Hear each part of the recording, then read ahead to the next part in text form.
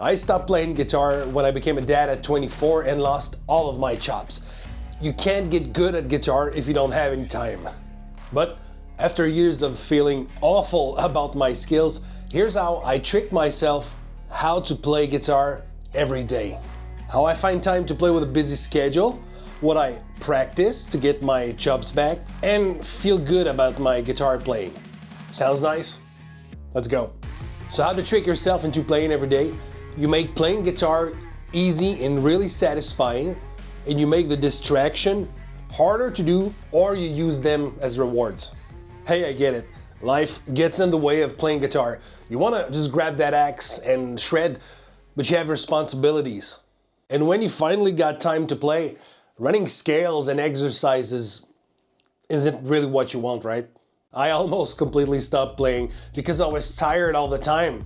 I mean, I'd get home after dinner and everything that was more than Netflix or gaming felt like a chore. And this is a problem that's fairly new to our generation, I think, because when I started playing in '98, well, I didn't have high-speed internet or streaming services full of binge-worthy 13 seasons long series.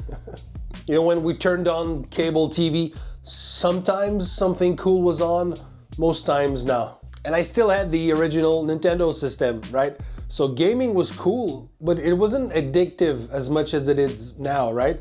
So I'd mostly play guitar all the time. I didn't have anything else to do. I mean, distractions are so good now, they're too good. Nothing's easier than grabbing your phone, sitting down, and being so stimulated like a kid in the 90s could never understand. So can you imagine choosing, instead of this amazing phone, to sit down on your guitar and practice?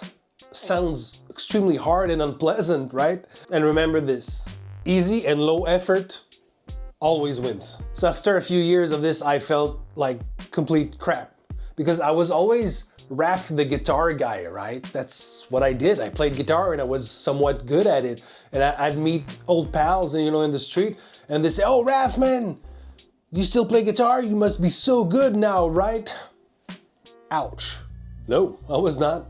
And I felt like I wasted a lot of years getting good at guitar only to lose everything. And I thought, I'm never gonna get the time to get those skills back, right? But that was bullshit, defeatist thinking. And it's funny how these solutions came to me from dealing with my ADHD brains, because a lot of these tactics are used by ADHD students to study and focus. James Clear popularized a lot of these tactics. I think I read Atomic Habits last year. I say popularized because a lot of this stuff was already discussed in the 90s. My mom used to tell me this when I had trouble studying. So if anything, James took it from my mom.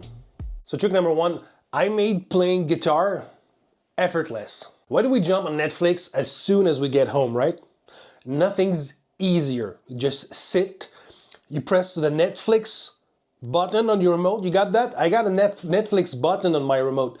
They know exactly what they're doing. They removed the friction. You don't even have to turn on the TV, press app, press Netflix. It takes too long. Sit down, press Netflix, boom. I once read that if something takes more than 2 minutes to set up, you're less likely to do it. But that was 20 years ago. I'm pretty sure now it's like 20 seconds. That's one of the reasons I bought those wall hangers. As soon as I come into my office, that's the first thing I see, these guitars. So that sparks the idea. I could play guitar. I mean, it's right there. I also keep my guitar plugged in the amp at all time. I also removed all of my effects, my tuner. There's nothing in the signal chain. It's guitar into amp. Why? Because it added more steps before I could play. Sounds crazy, but it's more steps. So now I grab my guitar and I flip the switch and I can play. I even had to hide my classical guitar because for a long time, for years, all I would play would be my classical because it's easier. You grab it and play. You don't have to turn anything on. It's always ready to play. But that's not what I want to play. I want to shred on the electric. So I hid it away in the closet. That way it's not an option. This is. Another source of friction you gotta get rid of is when playing guitar feels like a chore, right? If you're sitting down thinking, all right, so I gotta warm up for 5 minutes, then I gotta run scales and practice techniques for 30 minutes, and then I gotta practice, my stamina by playing a song. I mean, it feels like homeworks. It's not fun at all. And now Netflix looks really appealing, right? I mean, remember, we're fighting against the best source of distraction we've ever had, Game of Thrones. This brain hack is so simple you're gonna dismiss it. I tell myself I'm not sitting down to play for an hour. All I gotta do, sit down, play one chord. That's it. I'm fooling myself into thinking I'm not sitting down for a long session. The bare minimum, one chord. So I sit down, I turn up the volume, and then bah. So if you get this far, congrats, because that was the hardest part. Starting. Getting from doing nothing to doing something is the hardest part. Every time I do this, the same thing happens. I play that one chord, then I play another chord, start playing a few licks, and then suddenly the wheels are in motion. I'm playing guitar. I'm not thinking about Netflix anymore. I'm enjoying myself. So I never just play one chord. I always sit down for 15 to 60 minutes. Trick number 2, make playing guitar pleasant and satisfying. I pair it with something I like. No, not Netflix. I know you're thinking about running scales, noodling while watching Netflix, but if you want to get good at guitar in the shortest amount of time, this is not the way. It actually goes against my point number 3, how to improve at guitar with limited time, so that's not it. I love coffee. I love it too much. So what I'll do is I'll sit down with my guitar and then I'll get to have my first sip of coffee. Now this tricks my brain into linking drinking coffee, which I love, and playing guitar, which I also love, but it's powerful mixing them together. If this didn't work, we wouldn't have an obesity crisis because we can't stop snacking on the couch.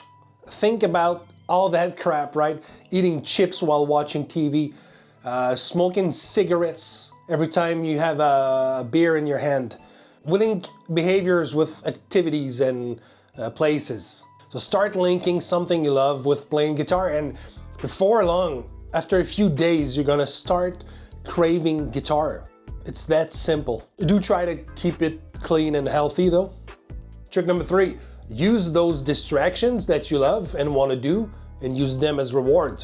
This is textbook ADHD brain negotiation, like the Pomodoro technique. I'm gonna study or do this boring ass task for 25 minutes, then I'll get to have a short break of 5 minutes doing what I enjoy. James Clear in Atomic Habit would say, I'll do this important task or this habit that I'm trying to create, and then I'll get to do what I like. So for me, it's usually I'll sit down and play one chord. Remember the second point? I'll play that one chord, then I get to play video games or watch Netflix. So we've managed to make playing guitar spontaneous by keeping them close by and easy to grab. We've reduced the friction of playing by shortening the steps before we can actually play and fooling our brain to think we're only sitting down for a few seconds.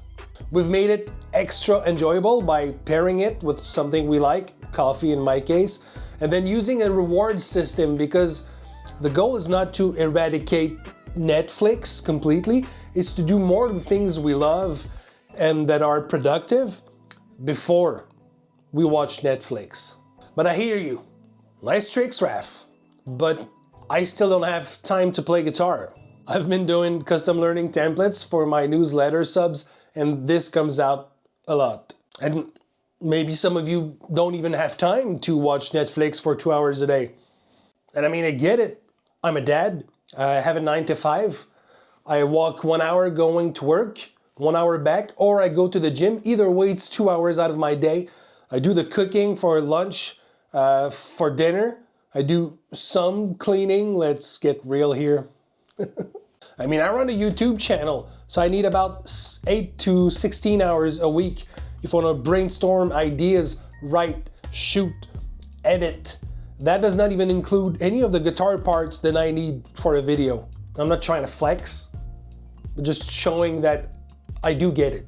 Unless you're at work 16 hours a day, there are 2 prime spots you can use to play guitar without interfering with anything else. I've been a fan of swallowing the frog early in the morning ever since I started getting serious about strength training, but I did not invent this. I mean, a lot of people do this. It's extremely popular in the fitness industry. I mean, look at highly successful fit people. Most of them wake up at like 4 a.m. to work out before everybody else is awake. It's distraction-free time. A week or 2 weeks ago, I was watching a Jubilee video, right? So it was fit women versus less fit women. And one of the women said, I don't have time to train. And the fit one said, I wake up at 4 a.m. every day to train. The other one replied, yeah, no, I still don't have time to train. And I even commented, it's extremely awkward to look someone dead in the eye, someone that wakes up at 4 a.m. to train, and say, I'm too busy to train. Yeah. These days I don't train in the morning, but I do wake up early to film these videos. I've been shooting for 36 minutes and it's 6 a.m. One day I was mad at not being able to play guitar, even though I have a guitar channel, and I thought, how hard could it be to wake up 15 minutes earlier to play some guitar?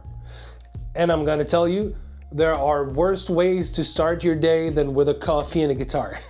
This doesn't interfere with anything. I wasn't doing anything. Another prime spot is right before going to bed. Tell me why you can't play guitar 15 minutes before going to bed.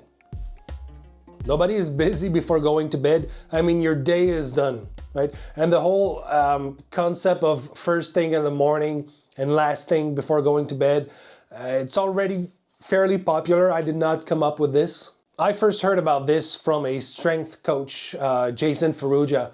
He said, you want to get good at doing chin-ups? You do 1 set when you wake up and 1 set before going to bed.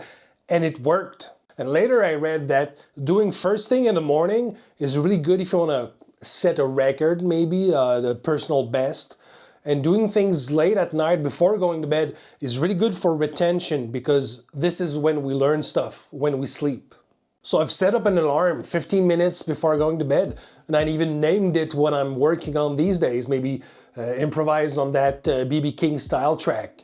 So when I see that pop in, I go, yeah, it's time to play guitar. Now, I'm sure some of you have fantastic reasons why you can't wake up earlier to play guitar, or you can't play right before going to bed. But I'm gonna come out as harsh here, but it's your job to fix your schedule and find time to play guitar. I mean, I once talked to someone who had 3 well-paying jobs, and they said, I can't slow down, I can't let go of one of these jobs, I have to pay my mortgage and my car. And I thought, then you bought the wrong house and the wrong car. You need to fix this. Now, for those of you that will manage to find 15 to 30 minutes a day to play guitar, one question remains. How do you get good at guitar with only 15 minutes a day? I get that question a lot in the YouTube comments, in the posts that I make, in my newsletter, or simply people don't know what to learn on guitar. And I know many people will rant, 15 minutes a day? Kiko Loureiro would disagree. Yes, you can practice every techniques and finger combination known to man for decades until you join a band from a guy that spends the last decades writing music and releasing music. You can do that. Or you can enjoy your time playing guitar and work on stuff you can actually show people and people will actually care. When I say that, people think I'm against practicing, and I'm not. It's just that I realized too late, then it's not a good use of my time playing guitar. In 27 years of playing guitar, I've had many phases, and I've had times where I would practice string skipping arpeggios alternate picking and alternating between starting on an upstroke or a downstroke for the only reason that this was hard. And I thought I needed to do hard things on guitar. What did that leave me with? Lots of time and effort doing something that nobody wants to see me do. Nobody cares. I mean, none of us picked up the guitar thinking, I'm gonna practice the shit out of some scales, man. And nobody wants to hear that. They don't care about your scales, your arpeggios. They want to hear Despacito. Well, they do. But somehow we always get stuck into this mindset of trying to get good at guitar, but it doesn't mean anything if we're not working towards something we can show people. We can't show exercises. This is a really good time to pinpoint exactly what you want out of guitar. Having a goal like this is going to help you a lot. Like, how good do you have to be on guitar to be relevant or to feel good about your playing? I mean, MGK, Kirk Hammett, Alan Holdsworth, they've all made records. MGK can barely play. Kirk Hammett is the most mid lead guitar player we've ever had in heavy metal. And Alan is perhaps the GOAT, but nobody knows about him. My mom doesn't know about him, but she knows about Slash. And do you think Slash was obsessed about this pick angle or the position of his thumb while he was playing? No, he wasn't. And yet he's one of the most recognized rock guitar player of all time. It sounds like I'm jabbing at Bernth, but I'm not. I mean, if that guy finds time to write music, play live shows, run a YouTube channel, and then work on his picking angle, I mean, that's actually impressive. But if you're wondering how you're gonna fit in 15 to 30 minutes a day of guitar playing, fuck your pick angle. I'm serious. So here's a couple questions that I ask myself to send me on the right path of what I should learn on guitar. Do you love Jesus? No, I'm joking. What would it take? What would it take for you to have fun on guitar and be proud about your playing and be proud to show what you're doing to other people? Maybe it's write your own songs, maybe it's learn your favorite song, maybe it's learn to improv like Guthrie Govan, right? So if you have this question, blah, blah, blah. If you have this question, cool. Next one, is what you're practicing taking you towards this goal? Better be.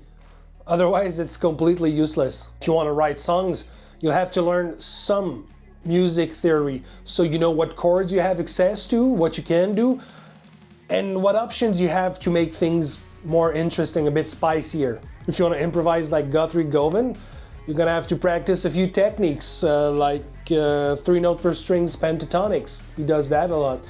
Yes, it's practicing, but it's practicing with a purpose. And record yourself too. If your phone, if you have to, it doesn't matter. Because people are gonna come up to you and ask you, hey, you've been playing guitar? Yeah, for how long? Well, about 20 years. Oh yeah, are you any good? Nah, I'm all right. Do you have anything to show? No, I don't. That's an awkward conversation to have and makes you feel awful. Learning a song isn't gonna make you the most skilled guitar player ever, all right? But it might make you the happiest guitar player ever because now you have something to show to your pals, to women, which is nice. Don't pretend it isn't. We're not above feeling great when people tell us that we're good, all right? And playing along with your favorite tracks with the volume cranked up, it's the next best thing to jamming with a full band. Not quite as good, but it's pretty fun. It's a lot more fun than running scales. Having a goal like this, like learning a song, is gonna set you up on a learning path with a goal. So what you're practicing has a purpose. And this is gonna 10x your motivation because you're not just running after the abstract goal of getting good at guitar. You're working towards something. You're not just clocking in to practice. You have a purpose. This is why after 2 decades, I finally stopped practicing. And this video will show you what I'm doing. Guys, I appreciate you watching the whole thing till the end. Cheers.